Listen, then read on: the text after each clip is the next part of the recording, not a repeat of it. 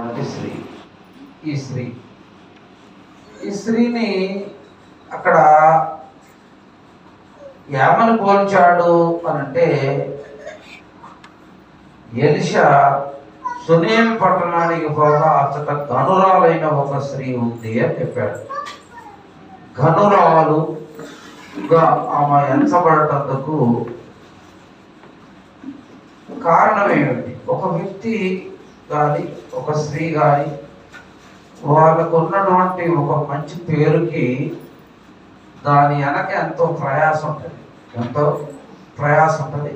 ఎంతో త్యాగం ఉంటుంది. ఏ త్యాగం లేకుండా, ఏ ప్రయాసం లేకుండా మనకు మంచి పేరు రాదు.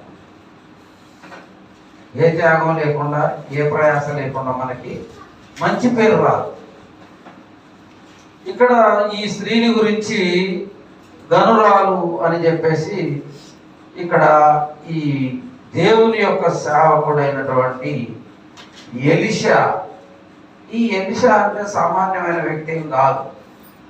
ఈయన ప్రవక్త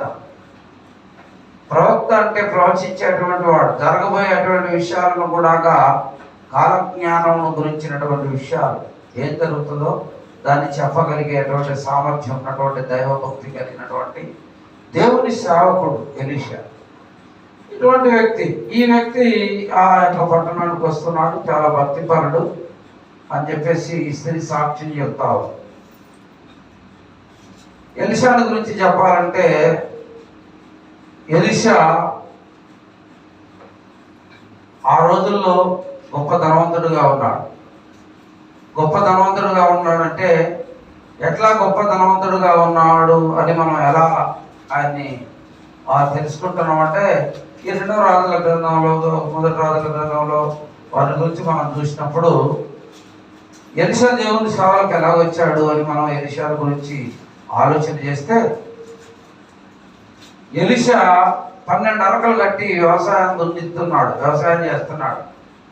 ఈయన కూడా 12 అరకలు చదువుతున్నాడు.